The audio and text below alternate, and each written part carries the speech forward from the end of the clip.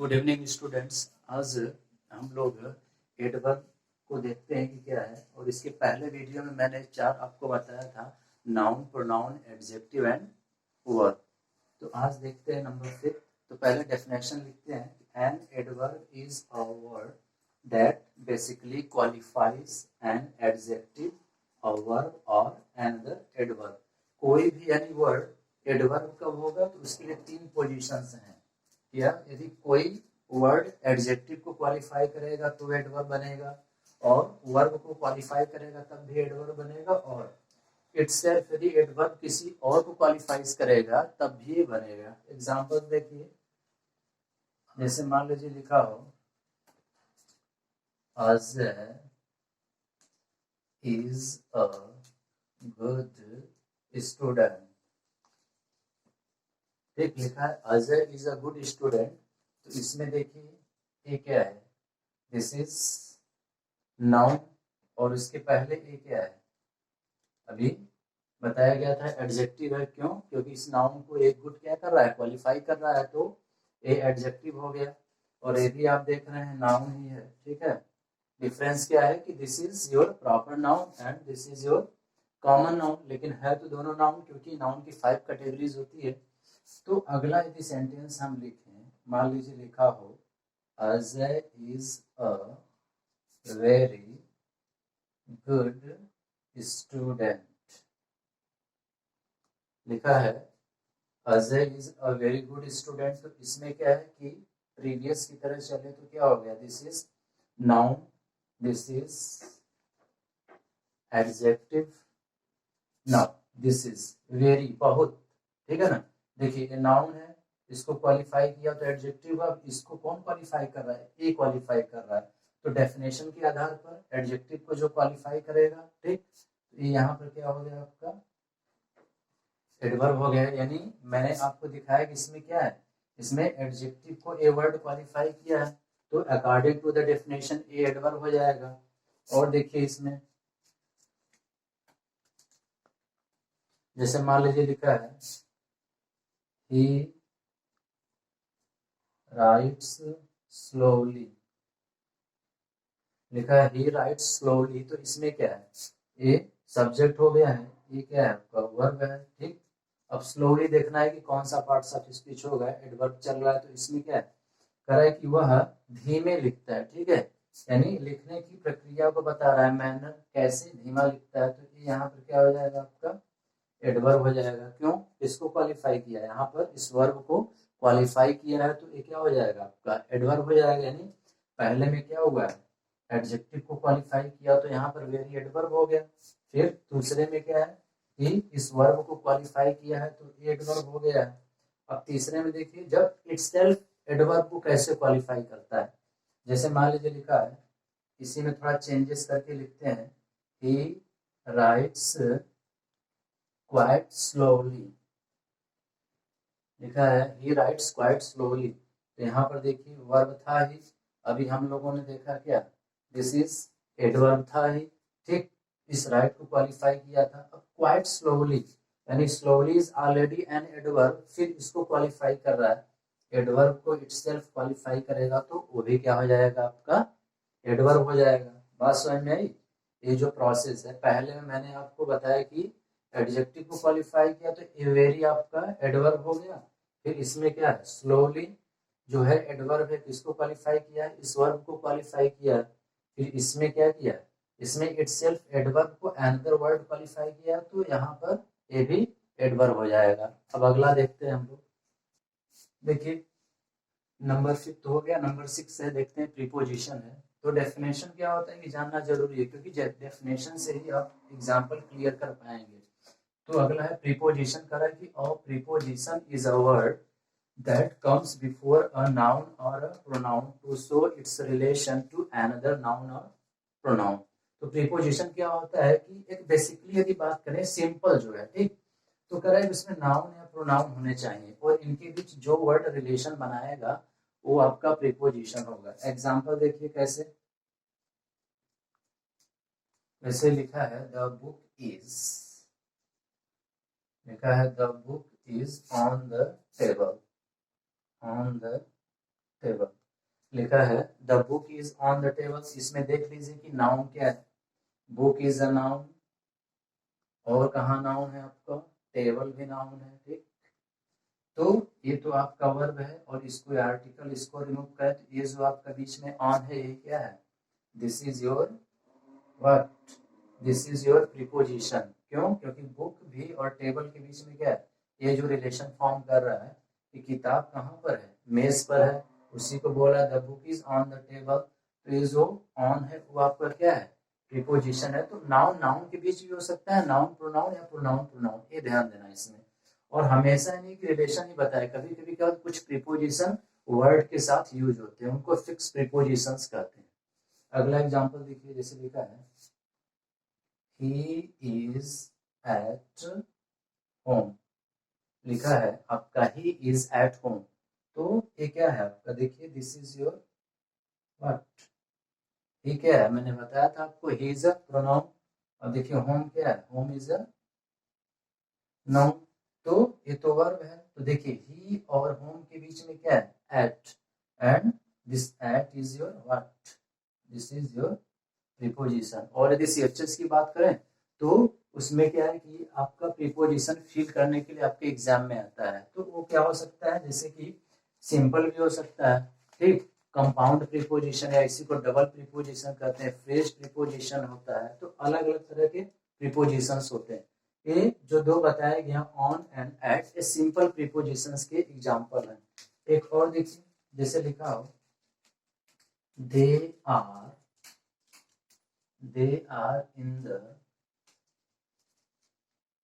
Room, they are in the room. इसमें खोजिए कहाँ पर है, देखिए in is your preposition, they is what, they is the pronoun, and room is what, room is the noun. ये तो article है, तो इन, ठीक, में यानी रूम के अंतर्गत ये जो दे है, तो दे आपका प्रोनाउन है, यानी या तो नाउन नाउन के बीच रिलेशन हो सकता है, या नाउन प्रोनाउन और प्रोनाउन के बीच में हो सकता है, ठीक। अगला देखते हैं हम लोग, नंबर 7 देखिए क्या है, कंजक्शन, जिसको कि हिंदी में संयोजक कहते हैं। तो इसकी डेफिनेशन क्या होती है, a conjunction is a word that joins two words और सेंटेंसेस। कंजक्शन एक ऐसा वर्ड होता है जो कि या तो दो सेंटेंस को कनेक्ट करता है या फिर दो वर्ड्स को कनेक्ट करता है। एग्जांपल जैसे देखिए, मान लीजिए लिखा हो Ram and Shyam are friends, ठीक, लिखा है Ram and Shyam are friends. तो यहाँ पर यदि आप ध्यान दो तो राम एक वर्ड है और श्याम, और बीच में क्या है, ये आपका कंजक्शन का एक्शन। क्यों, क्योंकि यहाँ पर दो वर्ड को कनेक्ट किया है, और यदि ध्यान दो तो सेंटेंस सिंगल है, ठीक। तो वही लिखा है ज्वाइंस टू वर्ड्स, तो दो वर्ड्स को कनेक्ट कर दिया है, ठीक। तो दो वर्ड्स यहाँ पर दोनों कौन कौन से हैं, ये दोनों ही आपके क्या हैं, नाउन है, ठीक, प्रोनाउन भी हो सकता है। अब सेंटेंस को कनेक्ट करके देखिए, ये तो वर्ड को कनेक्ट किया था,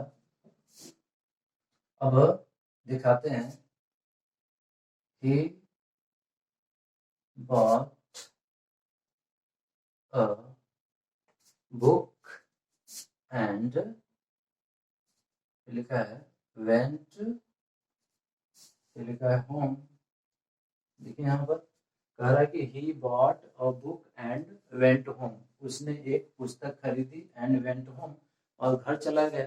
तो कहाँ से खरीदा, फ्रॉम द मार्केट, और मार्केट में क्या होगा, बुक सेलर जो है, ठीक, वहां से खरीदा होगा, स्टेशनरी जो बोलते हैं उसको। तो यहाँ पर देखिए he bought a book and went home, तो यहाँ पर क्या है, ये जो है, अब ध्यान देना है कि किसको, वर्ड को कनेक्ट किया है सेंटेंस को। तो यहाँ देखेंगे तो एक वर्ड आपका ये है, सेकेंड फॉर्म में है, फिर आगे आएंगे तो वेंट इज आल्सो, ये भी वर्ब है इन द सेकेंड फॉर्म, यानी यहाँ पर क्या है, दो सेंटेंस को कनेक्ट किया हुआ है, ये जो एंड है। तो ये आपका क्या है, दिस इज कंजक्शन है आपका। उसी तरह से यहाँ पर देखिए ये भी कंजक्शन है, लेकिन दोनों कंजक्शन में अंतर है, डिफरेंस है कि ये दो सेंटेंस को कनेक्ट किया है और ये दो वर्ड को कनेक्ट किया हुआ है। तो अलग अलग तरह के आपके क्या होते हैं, कंजक्शंस होते हैं, और जो बेसिकली कंजक्शंस पर क्वेश्चंस बनते हैं वो दो सेंटेंस को कनेक्ट करते हैं, ठीक। और एग्जांपल देखिए, जैसे मान लीजिए लिखा है he is honest and simple। जैसे लिखा he is honest and simple, तो कभी कभी आपको लगेगा कि दो वर्ड को कनेक्ट किया है, लेकिन नहीं। जैसे देखिए लिखा है he is honest, एक सेंटेंस है, लिखा है सिंपल। सिंपल का मतलब अब ये नहीं सोचेंगे कि ऑनेस्ट एंड सिंपल है सिंगल सेंटेंस, ये डबल के अंतर्गत। जैसे he is honest and simple, दोनों क्या है, एडजेक्टिव है। अब इसका देखिए सब्जेक्ट और वर्ब नहीं लिखा गया। क्यों नहीं लिखा गया है? क्योंकि सिंपल यानी इसी की बात हो रही है, इसलिए यहाँ पर क्या इसका सब्जेक्ट और वर्ब हिडन है। इसलिए यहाँ पर भी क्या है, दिस इज आल्सो एक तरह से क्या है, यहाँ पर कंजक्शन तो मान लीजिए है, लेकिन यहाँ पर ये डबल सेंटेंस के अंतर्गत है। अगला देखते हैं। देखिए अब लास्ट इसमें जो प्रीपोजिशन हम लोग पार्ट्स ऑफ स्पीच पढ़ने वाले हैं वो कौन सा आपका, इंटरजेक्शन, जिसको कि विस्मयादि बोधक अवयव बोला गया। और ये बाकी पार्ट्स ऑफ स्पीच से बिल्कुल अलग होता है, क्योंकि यहाँ पर फीलिंग्स जो है, आप समझते हैं फीलिंग्स कहाँ पर होता है, इन द हार्ट होता है। तो अलग अलग सिचुएशन में क्या होता है, अलग अलग फीलिंग्स को हम लोग देखते हैं। जैसे an interjection is a word that expresses some sudden or strong feelings. जैसे मान लीजिए लिखा हुआ एक सेंटेंस ही डाइड, तो ये क्या है, ये दुख की बात है, सबको पता है, क्योंकि ये आप यदि सुनेंगे तो कोई हंसेगा नहीं, इसलिए लिखा ही डाइड, दिस इज ठीक है। तो अब क्या है कि दुख की बात है, लेकिन कुछ लोग क्या होते हैं उसको एक्सप्रेस करने के लिए कुछ अलग से वर्ड लगा देते हैं। जैसे मान लीजिए लिखा हो एलॉस ही डाइड, यदि कोई बोले एलॉस ही डाइड, इसका मतलब क्या है, बहुत दुख की बात है कि वो चल बसा या चले गए, ही डाइड। तो ये जो आप देख रहे हैं ये क्या है, इंटरजेक्शन। तो इसी को एक्सक्लेमेटरी सेंटेंस के अंतर्गत, कभी कभी ये एक्सक्लेमेटरी सेंटेंस के अंतर्गत भी आता है, समझ में आ रहा है। तो इस तरह के जो चीजें होती हैं। अब अगला देखिए, जैसे लिखा है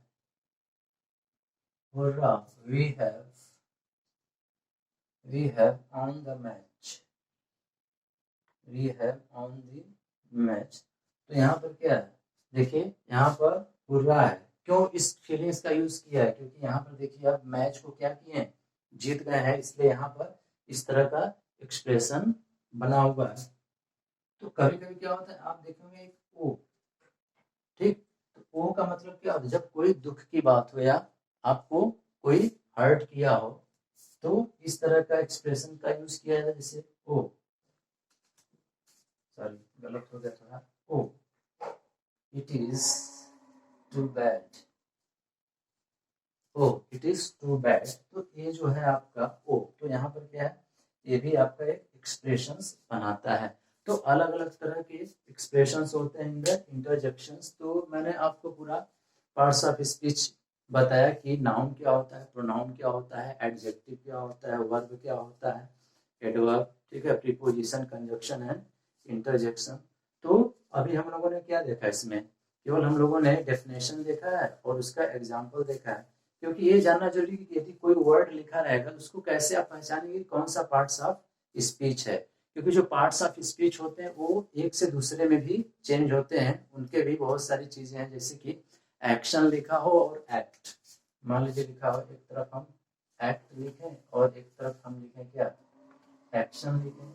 अब आपसे पूछा जाए बताइए एक्ट कौन सा पार्ट्स ऑफ स्पीच है और एक्शन कौन सा पार्ट्स ऑफ स्पीच है। तो एक्ट और एक्शन, एक्शन मतलब समझ रहे हैं, एक्शन मतलब कोई क्रिया, एक्शन मतलब करेगा नहीं, उस क्रिया का जो प्रतिक्रिया, एक्शन। एक्ट जो है आपका क्या है, एक्ट इज अ वर्ब और एक्शन क्या है, एक्शन इज अ नाउन। ये डिफरेंस करना, क्यों रटने से नहीं, उसका जब सेंटेंस बनाएंगे, क्योंकि सेंटेंस में वो वर्ड कौन सा प्लेस लिया हुआ है ये उससे भी महत्वपूर्ण होता है। कि सेंटेंस आप बनाइएगा तो वहां पर क्लियर पता चलता है। तो आज के लिए बस इतना ही, और चैनल पर यदि आप नए हैं तो चैनल को सब्सक्राइब करना ना भूलिए। Thank you.